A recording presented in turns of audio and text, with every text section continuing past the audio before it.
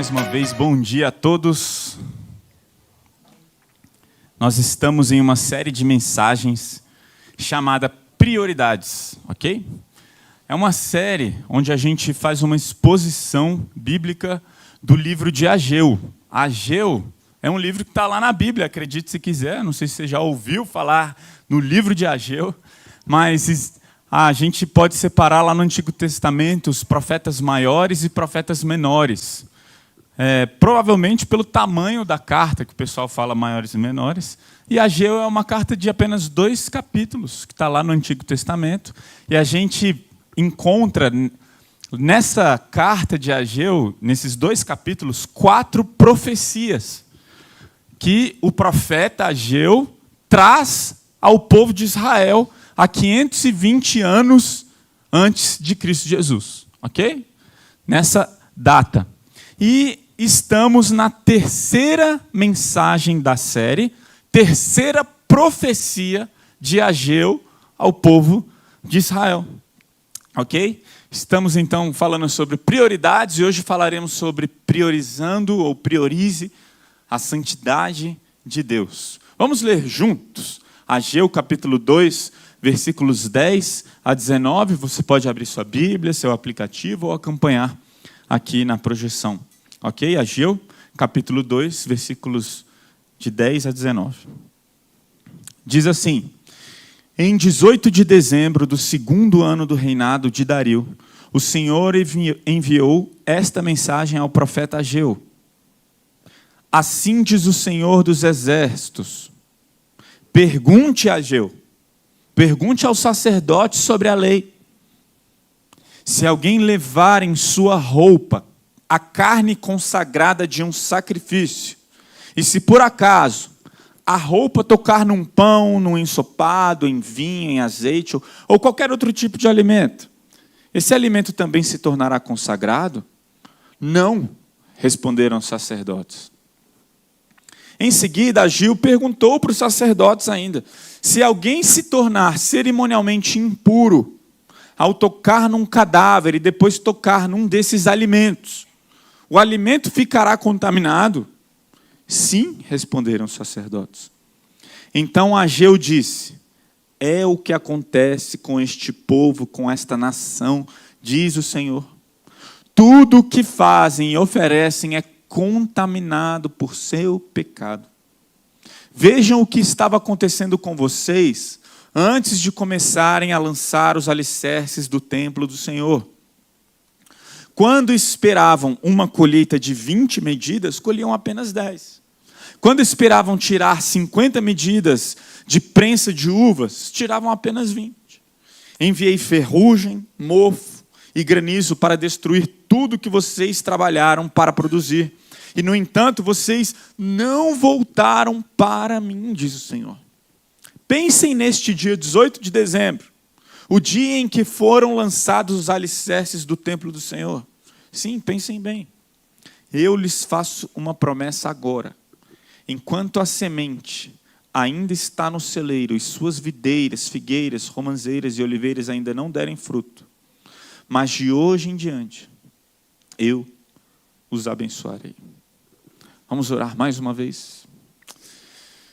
Pai querido, fala ao nosso coração, santifica a nossa vida, que possamos, Deus, ser confrontados pela Tua palavra, que essa palavra seja aplicada por nós, na nossa vida, no nosso tempo, para a honra e glória do Teu nome. Dependemos do Senhor, dependemos da ação do Teu Espírito Santo. Fala ao nosso coração, em nome de Jesus. Amém.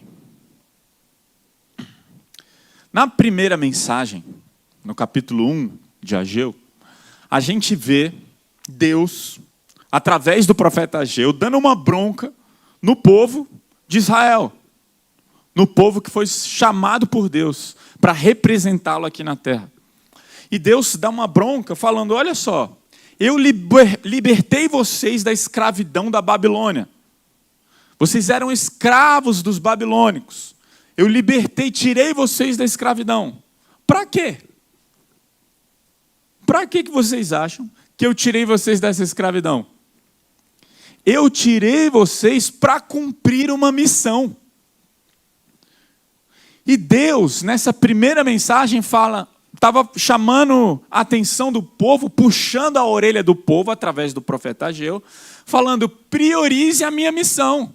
Vocês estão construindo as casas de vocês, mas é parte fundamental da missão a reconstrução do templo. Por quê? Porque naquela época, o templo era um lugar onde a presença de Deus habitava, a glória de Deus habitava no templo, e as pessoas vinham de todas as nações e povos conhecer o templo para saber e conhecer sobre o Deus de Israel. Foi assim na época de Salomão, quando ele construiu aquele templo enorme, famoso, cheio de ouro e muitas pedras preciosas. As pessoas iam até o templo e conheciam o verdadeiro Deus, o Deus de Israel. E Deus tirou o povo da escravidão da Babilônia para isso. Olha, eu quero retomar a missão de vocês. Priorizem a missão. Só que o povo estava focado nas suas casas, estava focado na sua piscininha. Deus, eu não tenho dinheiro para construir o templo. Por quê? Ah, porque tem uma piscina ali para fazer na minha casa, né, Deus? Tem algumas coisas que precisam consertar. E Deus puxa a orelha do povo na primeira mensagem. Na segunda profecia do profeta Ageu para o povo, que foi no domingo passado, e todas essas mensagens estão no Spotify ou no YouTube, você pode procurar lá na Igreja Nova Capital, a gente vê um povo descontente. Por quê? Porque eles obedeceram a Deus, eles temeram a Deus. Tá bom, vamos parar as nossas construções pessoais, vamos parar de viver para a nossa vida, vamos parar de viver para nós mesmos, para as nossas casas, e vamos cumprir a missão de Deus, vamos reconstruir o templo. Eles obedeceram. Isso está tudo registrado pelo profeta Ageu, quando ele chama a atenção do povo. E aí eles começam a reconstrução, e eles lançam então os fundamentos da construção. Nós temos vários arquitetos, talvez seja a profissão com maior representatividade aqui dentro dessa igreja, né? Nós temos vários arquitetos aqui, o fundamento, a fundação de qualquer obra é fundamental, né? É muito importante. E eles lançaram os fundamentos. O pessoal mais antigo, pessoal que viu, as crianças que viram o templo de Salomão, quando viram aqueles fundamentos construídos, começaram a chorar de tristeza. É isso que a gente vai oferecer para Deus? E começaram a chorar. Os mais novos, os que não tinham visto o templo de Salomão, estavam chorando de alegria. Lançamos os fundamentos. E a gente lê lá em Esdras que houve uma mistura de choro. Uns alegres e outros extremamente descontentes. Mas o ponto fundamental é que Deus chama a atenção do povo falando: olha, para com esse descontentamento. Para com essa insatisfação. Priorizem a minha vontade, e a minha vontade é que vocês vão experimentar a glória da reconstrução de um novo templo quando eu voltar. Alex, do que você está falando? Ouça a mensagem, está lá no Spotify, no YouTube, ok? Então, a gente vê Deus através do profeta Ageu, não puxando a orelha do povo, mas incentivando o povo. Continuem a trabalhar, continuem cumprindo a missão, porque eu estou com vocês, o meu Espírito habita no meio de vocês, e a glória da segunda casa, do segundo templo, vai ser maior do que a glória da primeira casa, do primeiro templo. E ele estava se referindo aqui ao templo que será reconstruído na volta do nosso Senhor Jesus Cristo. E agora, estamos com o povo, obedecendo a Deus, cumprindo a missão, ok? Foram confrontados e ao mesmo tempo consolados por Deus em relação ao que seria a glória desse segundo templo. Só que um povo, de alguma forma, bravo com Deus, o povo de alguma forma estranhando as ações de Deus, porque a pergunta que devemos responder é: tá bom, Deus, quando Jesus voltar, a gente vai experimentar uma glória que não pode ser comparada a nada. Mas, enquanto essas promessas de glória futura elas não se cumprem, como que eu vou viver meu tempo presente? Olha, Deus, em outras palavras, o povo estava falando assim, Enquanto Jesus não volta, e essa glória esplendorosa do segundo templo não é experimentada por nós, Deus tem conta para pagar. Está entendendo? E o povo estava falando assim, tudo bem, existe uma promessa de glória futura, beleza. Mas o que eu faço com os meus problemas de relacionamento presente? Tá bom, Deus, a glória futura vai ser a coisa mais esplendorosa e espetacular do mundo. Mas como que eu faço para suportar os pecados e os problemas dessa terra? Deus, o Senhor vai fazer algo a respeito? Ou o nosso papel é apenas esperar essa glória futura? Ou o nosso papel é apenas suportar? Não vai ter alívio, não? A gente vê o povo falando, e os nossos celeiros aqui, ó? Quando que a gente vai experimentar os celeiros fartos? A gente decidiu te obedecer, Deus. A gente decidiu reconstruir o templo. A gente decidiu, Deus, fazer o que o Senhor pediu. Mas a uva está dando 40%. A gente planta, só produz 40%. A gente planta outras coisas, só dá 50%. E aí, Deus? É isso mesmo? E a gente vai ver, então, a gente vai responder essa pergunta. Como que as promessas da glória futura realmente mudam o tempo presente? Porque a melhor forma de viver o tempo presente, antes da volta de Jesus, é obedecendo aos mandamentos do Senhor e vivendo em santidade. A gente vê o povo falando, não era para construir o templo? Estou aqui. Olha os fundamentos aí, a gente vai concluir esse negócio. E quando a gente lê Esdras 6, a gente vê que eles realmente concluíram. Eles foram até o final dessa reconstrução. Não era para priorizar a sua vontade? Ok. Mas, pessoal, Igreja de Jesus, ainda havia pecado no meio do povo. Em outras palavras, eles obedeceram a ordem de reconstruir o templo. Ok, check. Mas ainda havia pecado encoberto no meio do povo. Eles estavam cumprindo a missão? Resposta? Sim. Mas o coração deles ainda não era totalmente do Senhor. E é interessante, porque quando lemos a profecia, a segunda profecia, que foi falada no domingo passado, em Ageu capítulo 2, versículo 1, a gente vê a data, dia 17 de outubro, 520 a.C. Houve aquela profecia. E essa profecia aqui, ela acontece exatamente dia 18 de dezembro do segundo ano do reinado do rei Dario. Ou seja, se passaram 3 meses desde a profecia passada. E no meio desse tempo, nesses 3 meses, nesse período, apareceu um outro profeta ali em Judá, chamado Zacarias.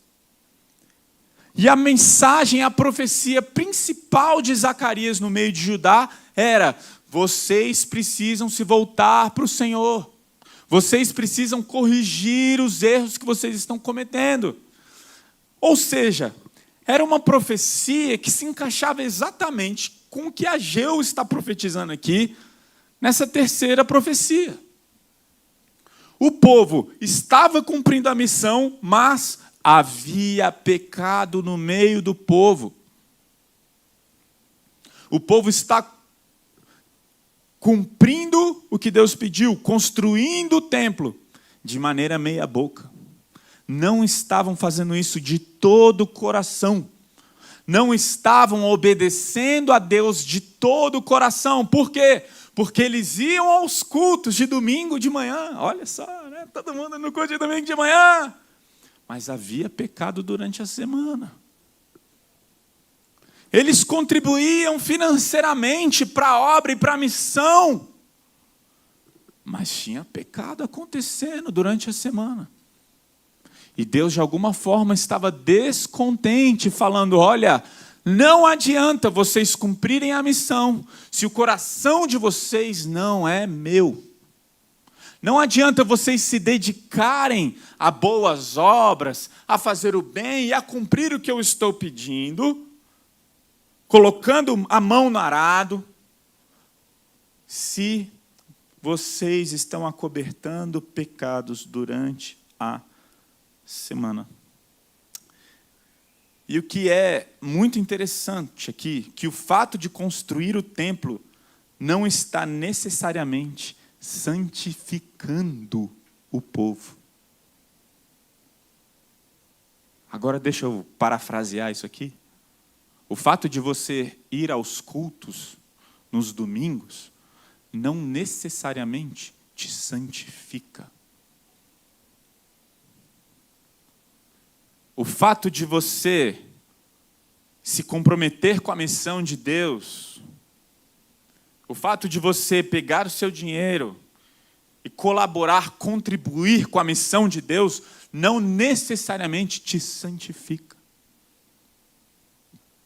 Talvez você esteja fazendo coisas que agradam a Deus, talvez você esteja fazendo coisas que Deus pediu, mas ainda existem pecados cobertos.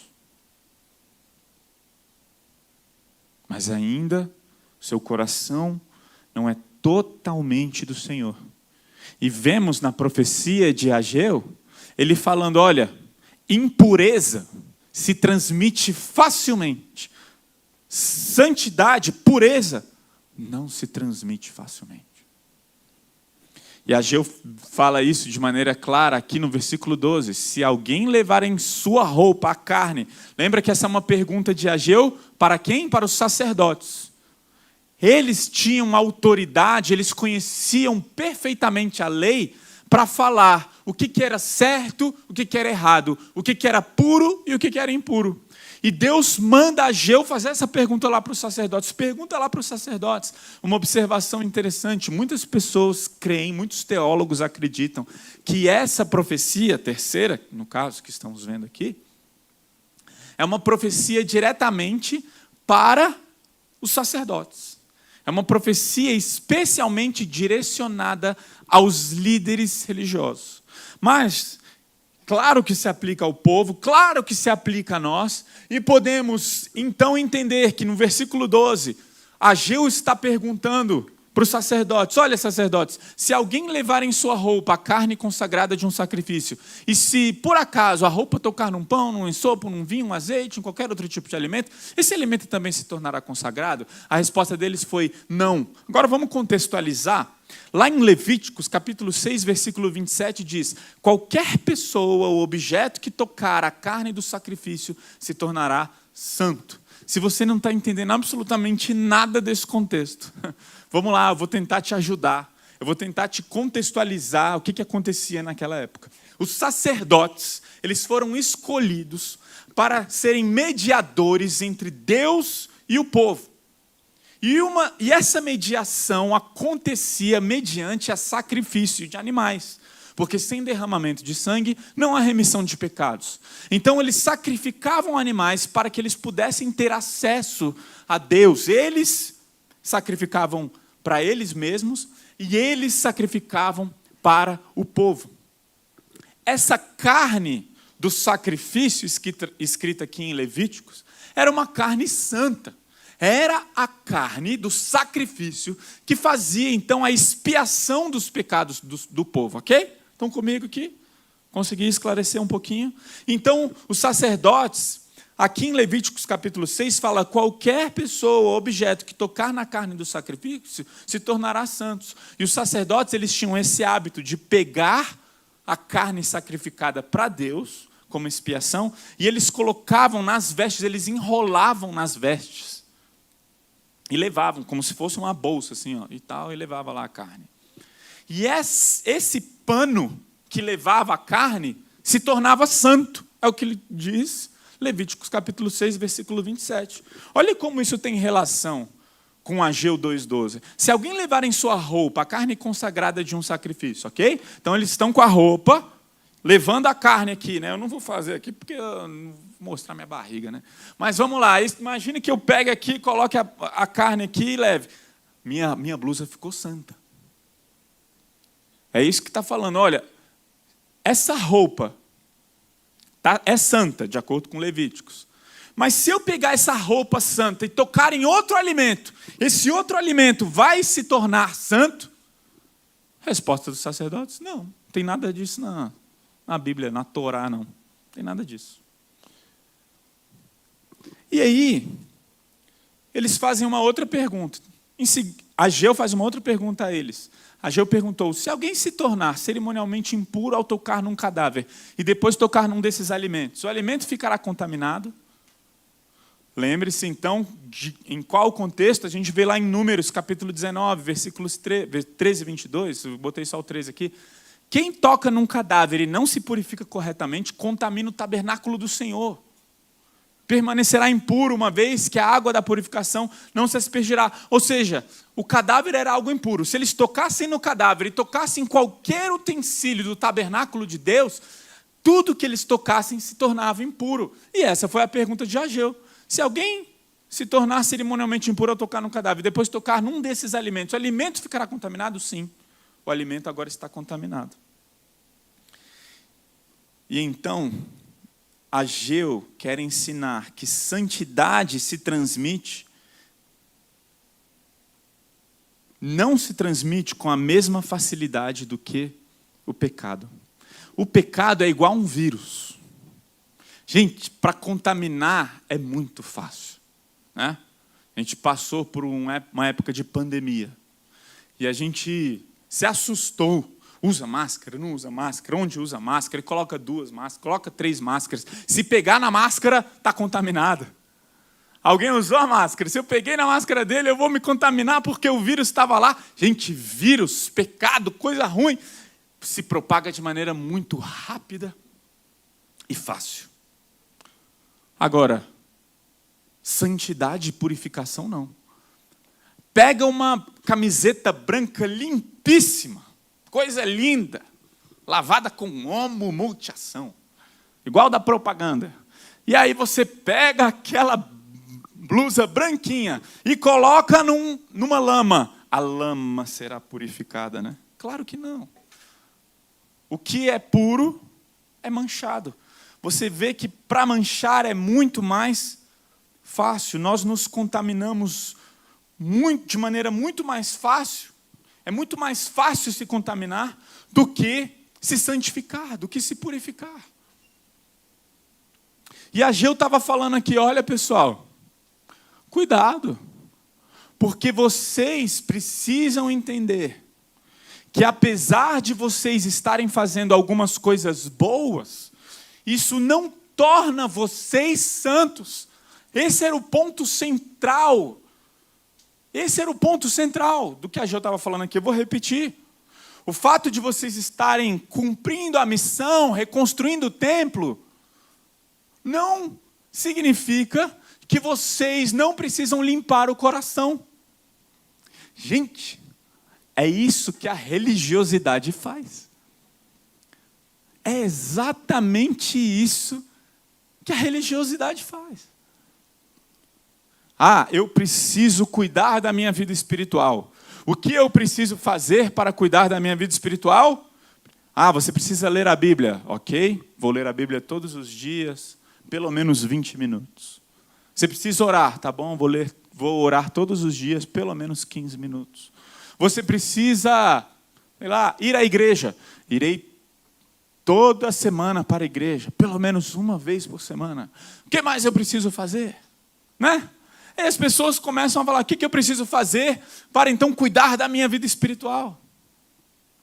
Aí a pessoa faz todas essas coisas, só que trata mal as pessoas no seu trabalho, trata mal alguns familiares, só que quando ninguém está vendo, faz coisas que não agradam a Deus.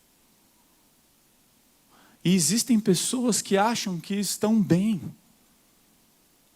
E fala: se Deus olhar para mim e eu tiver que ter alguma aprovação de Deus, eu estou ok. Por quê?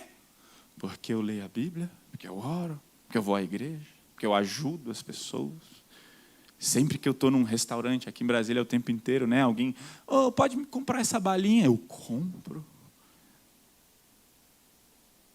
E as pessoas acham que podem agradar a Deus através das suas obras.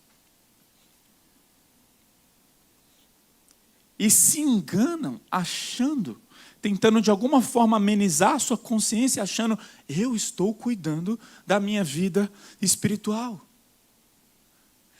Foi o que aconteceu com o povo. Olha, nós estamos reconstruindo o templo do Senhor. Pegamos dinheiro do nosso bolso para a reconstrução desse templo. Pegamos em tijolos, cimento, e estamos colocando as mãos nesse templo para reconstruí-lo. Deus deve estar muito feliz com a gente. Então vem Ageu numa profecia e fala, Deus não está feliz com vocês.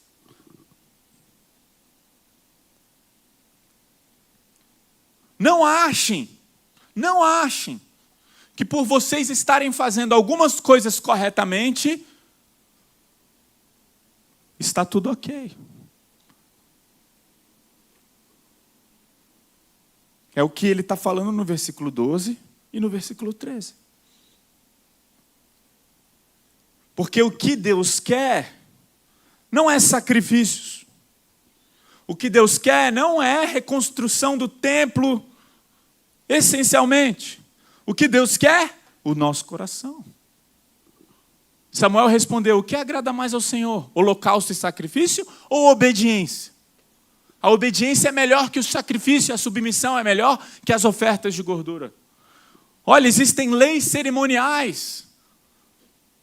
E nós cumprimos com a lei, nós levamos anualmente, bimestralmente, em todas as festas judaicas, o povo levava e cumpria a lei e achava que estava ok com Deus. Mas Deus não se agrada de sacrifícios, a não ser que sejam feitos de todo o coração, a não ser que sejam acompanhados de uma vida de devoção e obediência a Deus. O manto consagrado santifica os alimentos? Não. Servir na igreja, trazer café da manhã para servir lá, santifica as minhas impurezas e os meus erros que são cometidos durante a semana? Não. Fazer algumas coisas corretas santificam as coisas incorretas que eu faço, como se fosse uma balança, a quantidade de coisas boas e a quantidade de coisas erradas? Não. Deus quer todo o nosso coração. De segunda a segunda, de domingo a domingo. Deus quer todo o nosso coração. Isso aconteceu com o povo. Depois que Moisés tirou o povo da escravidão do Egito, ficou um tempão lá no deserto, Josué substituiu a liderança de Moisés e foi encarregado para liderar o povo para entrar na terra prometida, na terra de Canaã. E durante esse processo que Josué lidera a entrada do povo na terra prometida, nesse processo, Deus dá algumas ordens. E uma ordem fundamental que Deus dá para Josué e para todo o povo é: eliminem tudo o que vocês encontrarem. Olha só, Josué 6, 18 a 19.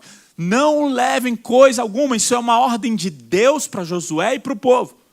Não levem coisa alguma daquilo que foi separado para a destruição. Ou vocês mesmos serão completamente destruídos e trarão desgraça ao acampamento de Israel.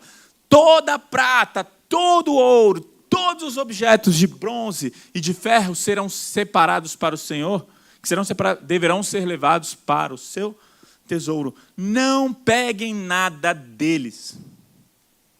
A ordem estava dada. Não se casem com as cananeias, cananitas, como é que fala isso aí, meu Deus do céu? Cananeias.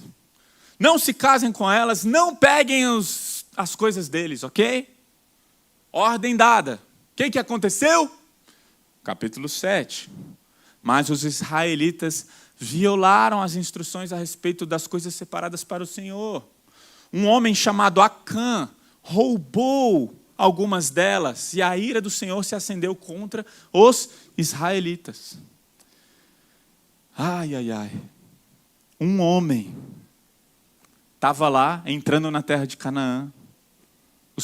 O povo foi exterminado. Aí Acã, ele viu algumas coisas preciosas e falou, opa, é agora ou nunca. E olha só que interessante, quando a gente continua vendo esse texto, o Senhor disse a Josué, um detalhe, o povo estava conquistando a terra, o povo de Israel estava entrando na terra prometida, conquistando todas as terras, ganhando todas as batalhas. De repente, o povo começa a perder e israelitas começam a morrer. Quando isso acontece, Josué entra em prantos. Senhor, o Senhor mandou a gente entrar nessa terra, por que a gente está morrendo? Aí o Senhor responde, o Senhor disse, levanta-se. Por que você está prostrado com o rosto em chão, chorando aí porque tem gente morrendo? Israel pecou e quebrou minha aliança, roubou alguns dos objetos que eu ordenei que não fossem separados para mim. Então, levanta-se e ordene ao povo que se purifique a fim de se preparar para amanhã. Pois isto é o que o Senhor, o Deus de Israel, diz. Ó Israel, há coisas separadas para o Senhor, escondidas no meio de vocês. Alguém roubou algumas coisas e está aí escondido. Vocês não serão capazes de vencer os seus inimigos enquanto houver pecado no meio de vocês. E aí, a sorte foi lançada, Acã foi descoberto, e quando Acã é descoberto, ele fala, de fato, pequei contra o Senhor, o Deus de Israel, foi isto que eu fiz. Entre os despojos vi uma bela capa da Babilônia, cerca de 2,5 kg de prata, e uma barra de ouro com pouco mais de meio quilo.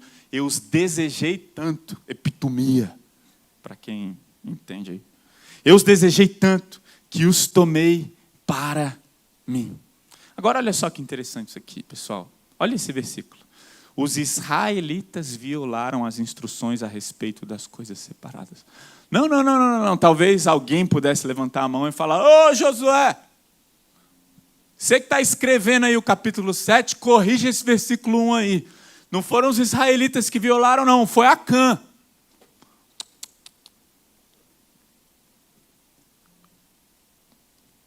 Eles eram um perante o Senhor. E um que está vivendo uma vida errada e depravada contamina todo o povo. Que responsabilidade. Às vezes a gente acha que os nossos pecados não afetam os outros. Às vezes achamos que os nossos pecados secretos não vão afetar as pessoas ao nosso redor. Mas afetam muito mais pessoas do que podemos imaginar. Quando existe alguém vivendo em pecado no meio da igreja do Senhor, a igreja do Senhor está cometendo pecado. Você quer ver um exemplo também? No Novo Testamento. Leia lá as cartas que Deus escreveu para as igrejas no Apocalipse, no capítulo 2 e no capítulo 3. Deus exorta, olha, essa igreja é maravilhosa, existem pessoas pregando o verdadeiro evangelho, essa igreja me ama, mas, essa igreja precisa se purificar. Eram todos? Não. Tinham pessoas cometendo pecados. E eu fico até hoje me perguntando, se Deus tivesse que escrever uma carta para a Igreja Nova Capital, o que ele diria a respeito de nós? O que ele falaria? Fato é que Deus abomina o pecado. A gente está fazendo tudo certo. Precisamos viver uma vida de obediência que agrada ao Senhor. Lembra da Shemá, Deuteronômio, capítulo 6, de 4 a 6? Ouça, ó Israel, o Senhor é o nosso Deus, o Senhor é o único Deus. Ame o Senhor, o seu Deus, de todo o seu coração, toda a sua alma, toda a sua força. Guarde sempre no coração as palavras que hoje eu lhe dou. Não adianta vir todo domingo ao culto se o seu coração não é do Senhor Jesus. Não adianta fazer o bem para as pessoas se o seu coração não é do Senhor Jesus. Não adianta servir, não adianta contribuir, não adianta trabalhar muito lá, eu trabalho muito, não adianta, nada disso adianta. Nada disso agrada a Deus se o teu coração não é do Senhor Jesus. Não é sobre culto, não é sobre trabalho, não é sobre dízimo, não é sobre relacionamento, não é sobre nada disso. É sobre o nosso coração ser totalmente de Jesus. O seu coração é de Jesus.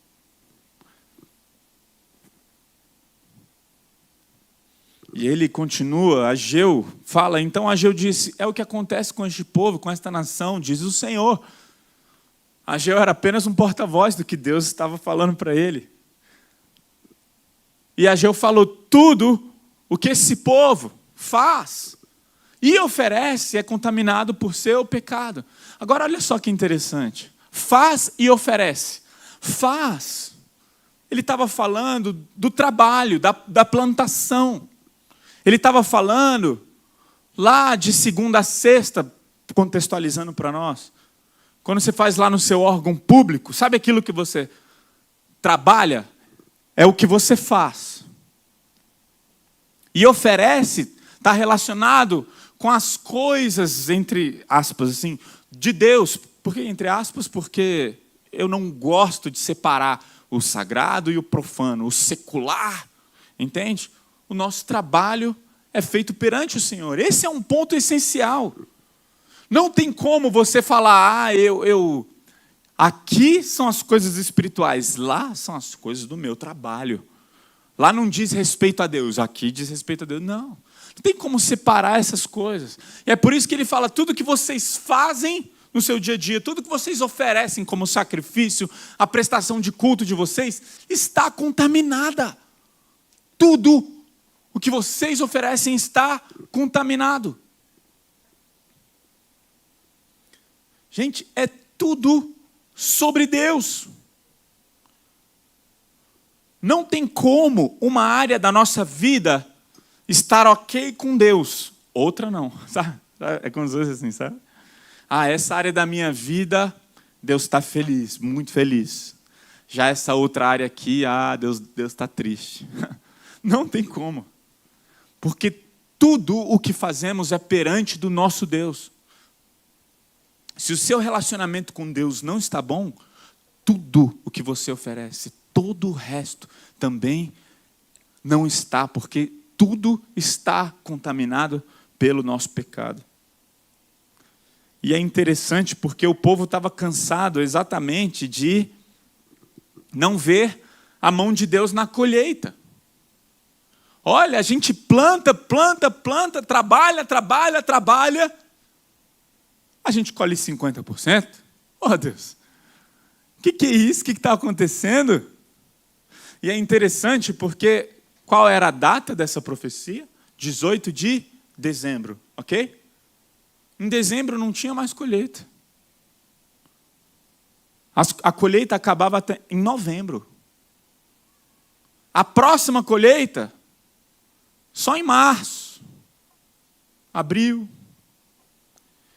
E nesse tempo, a última semeadura já tinha acontecido no mês anterior a essa profecia.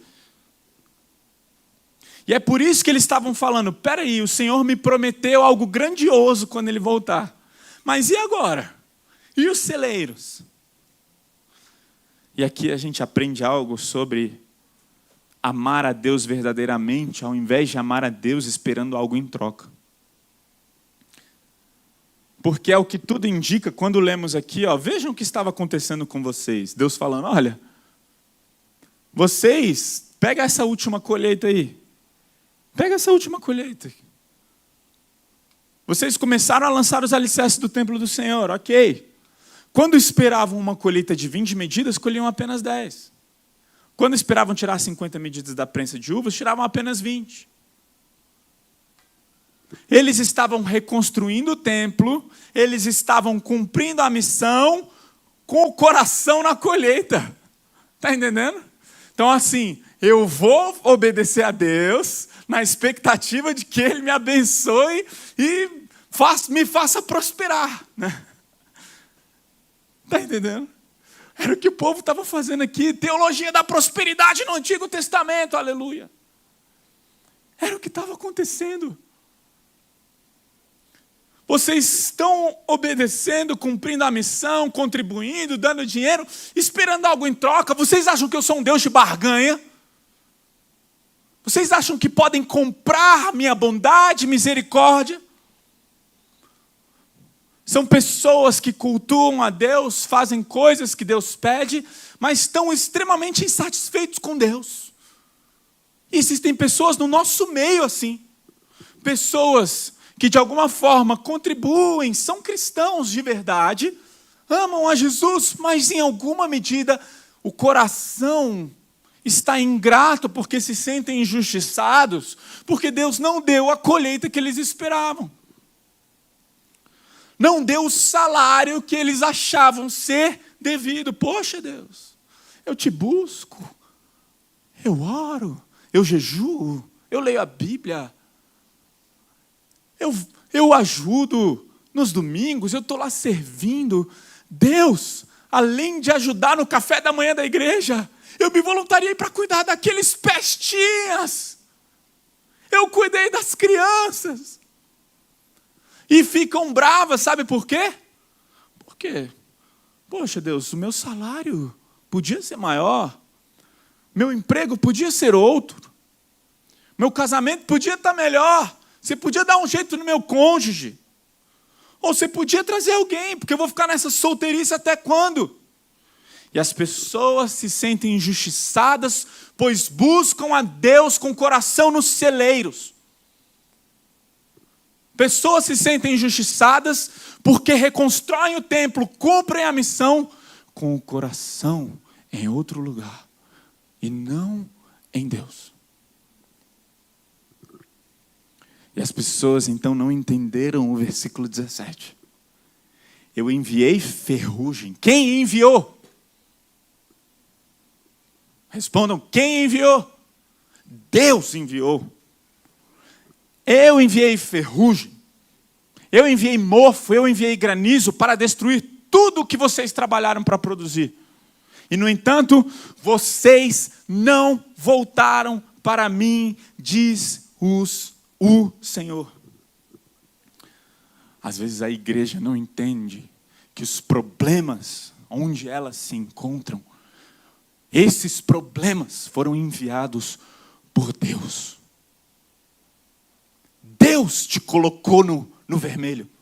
Deus te colocou no cheque especial. Deus trouxe problemas para o seu relacionamento. Deus trouxe problemas no seu trabalho. Para quê? Para que eu e você, a gente se volte para Ele. E fale, eu preciso de Ti. Eu preciso de Ti. Eu confio em Ti, minha esperança e minha alegria estão em Ti. Voltem-se para Deus. Para de buscar a Deus pensando no que falta ou em como você acha que a sua vida deveria ser.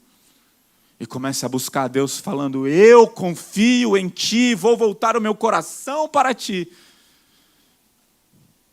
E vou Te amar. Igreja Nova Capital. A situação em que estamos agora, a situação que Deus te colocou agora, foi Ele que colocou você. Deus não perdeu o controle. E Deus fez isso para que você e as pessoas à sua volta se voltem para Ele. Vocês não voltaram para mim. Eu mandei a praga, eu mandei o mofo, eu mandei o gafanhoto. Se voltem para mim. Tudo o que Deus quer é que a gente se volte para Ele. Por quê? Porque um dia Ele se voltou para nós. O povo de Israel, quando recebeu essa profecia, Eles não tinham conhecimento do que nós temos conhecimento. Eles não tinham o conhecimento pleno do Evangelho. O mistério que antes era oculto, agora foi revelado. E a gente sabe que a gente se volta para Deus, não para que os celeiros possam estar fartos. A gente se volta para Deus, porque tudo o que Deus quer é que a gente se volte para Ele, porque um dia Ele se voltou para nós. Foi o que Paulo falou lá para a igreja de Éfeso. Não esqueçam que vocês, gentios, viviam afastados de Cristo. Não tinham os privilégios do povo de Israel e não conheciam as promessas da aliança. Viviam num mundo sem Deus e sem esperança. Agora, porém, estão em Cristo Jesus. Antigamente estavam distantes de Deus, mas agora foram trazidos para perto dele por meio do sangue de Cristo. A gente pode se voltar a Deus porque Cristo Jesus veio para que a gente tivesse condições de conhecer a Deus como Ele é, de chamá-lo de Pai, de ter um relacionamento com Ele. Assim, Ele os reconciliou com Deus em um só corpo por meio de sua morte na cruz, eliminando a inimizade que havia entre eles. Agora, por causa de Cristo, todos temos acesso ao Pai pelo mesmo Espírito. Hoje temos o conhecimento da obra de Jesus. E por termos o conhecimento da obra de Jesus, temos não apenas a lei, temos não apenas a lei nos falando, se santifiquem. Nós temos não apenas a lei falando nos nossos ouvidos, olha, levem uma vida santa. Nós temos a ação do Espírito Santo nos capacitando a cumprir a lei. Sabe por quê? Porque ficar no vermelho é difícil. Porque ter trabalhos, existem trabalhos que são realmente penosos, existem relacionamentos que são realmente duros, existem ofensas que magoam profundamente, mas agora a gente ama, a gente perdoa, a gente se reconcilia com as pessoas, a gente suporta, porque um dia fomos perdoados, amados e suportados por Cristo Jesus. Porque um dia Ele fez isso por mim e por você. Porque Cristo morreu. Porque Ele se doou, nós nos doamos. Agora, em resposta, vivemos uma aliança diferente dessa vivida pelo povo de Israel. Vivemos não apenas com a lei diante de nós, mas com o Espírito Santo nos capacitando a cumprir cada aspecto que Ele pede para nós.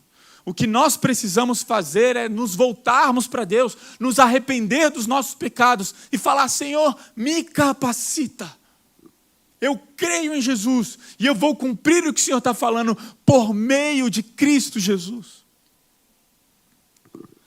É por isso que a profecia termina falando: olha, eu enviei ferrugem, mofo, granizo para destruir tudo que vocês trabalharam para produzir. E, no entanto, vocês não se voltaram para mim. Agora, pensem neste 18 de dezembro, o dia em que foram lançados os alicerces do templo. Sim, pensem bem. Eu lhes faço uma promessa. Enquanto a semente ainda está nos celeiros, suas videiras, figueiras, romãzeiras e oliveiras ainda não deram fruto, mas de hoje em diante eu os abençoarei. Deus estava falando: eu vou abençoar os celeiros de vocês. Eu não vou deixar faltar comida na mesa. Eu vou abençoar vocês.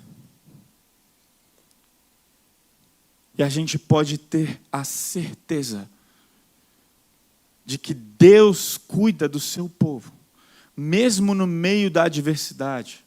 E o grande problema é que esse povo achava que Deus tinha que dar os celeiros logo.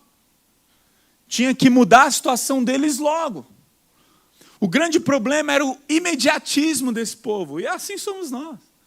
Sabe quando a gente faz um voto diante de Deus? Sabe quando a gente se reconcilia com Deus? Às vezes a gente está num culto e fala, Senhor, eu me arrependo do meu pecado. Aí você vai para casa e aí você ainda tem que lutar com o seu pecado. E aí você fala, poxa, por que as coisas não mudam instantaneamente? Eu fico imaginando que esse era o sentimento do povo. Poxa, Deus, a gente voltou à reconstrução do templo, o Senhor pediu, a gente está aqui, reconstruindo o templo, e o Senhor não vai fazer nada. O povo era imediatista, manda os celeiros, faz melhor, dá uma produção melhor para nós. E às vezes a gente acha que Deus tem que agir no nosso tempo. Deus vai te abençoar no tempo dele. O que você e eu precisamos fazer é voltarmos o nosso coração para Deus. E sabe o que é mais interessante? Porque eu conheço várias pessoas que falam, Alex, eu não tenho visto as respostas de Deus nesse tempo presente. E para a maioria dessas pessoas que reclamam da atuação de Deus no tempo presente, a grande maioria, se não todos, eu fico me perguntando, será que essas pessoas têm realmente confiado no Senhor de todo o seu coração?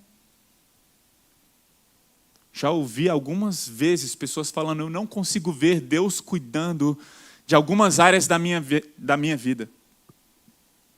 Olha só, o celeiro continua vazio, as contas continuam com muita dificuldade de serem pagas. Eu vejo muitas pessoas reclamando. Parece que Deus não cuida de algumas áreas da minha vida. Só que a grande verdade é que Deus nunca cuidou. Porque se voltar para Deus é falar, Deus, que seja feita conforme a tua vontade, não a minha. Isso é se voltar para Deus. Nós temos a falsa impressão de que deixamos Deus cuidar das áreas da nossa vida. Na verdade, nunca entregamos o controle da nossa vida totalmente para Deus. Sabe o que significa cumprir a missão de todo o coração? Sabe o que significa? Significa falar, pronunciar o que Abacuque disse. Ainda que a figueira não floresça e não haja frutos nas videiras, ainda que a colheita de azeitonas não dê em nada e os campos fiquem vazios e improdutivos, ainda que os rebanhos morram nos campos e os currais fiquem vazios, mesmo assim me alegrarei no Senhor, exultarei no Deus da minha salvação. O Senhor soberano é minha força, Ele torna os meus pés firmes como os da corça, para que eu possa andar em lugares altos. Aí estaremos cumprindo a missão, reconstruindo o templo de todo o coração. Quando a gente é capaz de falar, Deus, se minha conta nunca sair do vermelho, se meu cônjuge nunca mudar, se eu permanecer em relacionamentos difíceis, se o meu trabalho continuar para sempre difícil, se eu tiver que lidar com a solteirice para o resto da minha vida, se eu tiver que lidar com as perseguições e dificuldades, ainda assim eu confiarei no Senhor soberano, Ele é minha força. Me alegrarei e exultarei no Deus da minha salvação. Aí você vai aprender, eu e você vamos aprender o que significa cumprir a missão. Dependendo do Senhor, confiando no Senhor, se alegrando no Senhor, amando ao Senhor de todo o coração. Sabe o que é interessante? Porque no capítulo 1, versículo 2 de Abacuque, ele começa falando, até quando, Senhor? Eu vou pedir socorro e o Senhor não vai me dar ouvidos. Sabe como ele acaba? No capítulo 3, ele conclui o livro falando, ainda que o Senhor não mude as minhas circunstâncias, eu me alegrarei no Senhor. Porque ele encontrou o contentamento não nos celeiros fartos, mas na volta para o Pai, Voltem-se para mim. Ele encontrou contentamento no relacionamento com Deus. Aqui está a nossa alegria. Aqui está a exultação da minha e da sua vida.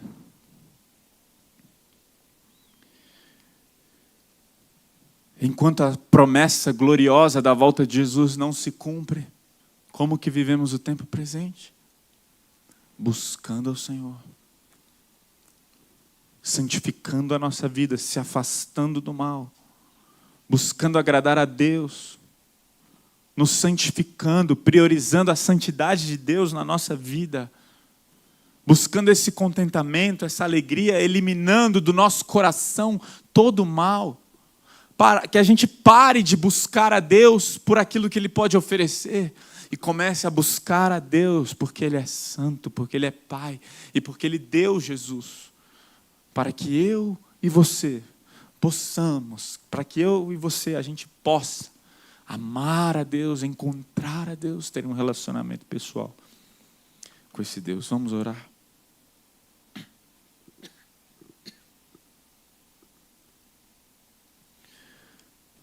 Te amamos, Deus. Obrigado, Senhor. Muito obrigado por essa palavra, Deus, porque a Tua palavra fala ao nosso coração e ministra ao nosso coração hoje. Obrigado por saber que o Senhor continua nos abençoando e nos amando. Não por causa de nós, mas por causa de Cristo Jesus. Obrigado por saber que o Teu maior desejo é que a gente se volte para o Senhor, se arrependa dos nossos pecados e tenha um relacionamento pleno contigo. Que nessa manhã corações possam se voltar para Ti. Corações se humilhando, se arrependendo de seus pecados. E buscando uma vida que Te agrada, Te obedecer. Nos perdoe, Deus. Traga arrependimento ao nosso coração. Traga arrependimento a essa igreja. Continua consolando aqueles que precisam ser consolados. Continua, Deus, dando força àqueles que precisam, àqueles que estão fracos. Continua, Deus, capacitando aqueles que sabem que são incapazes de cumprir a Tua vontade.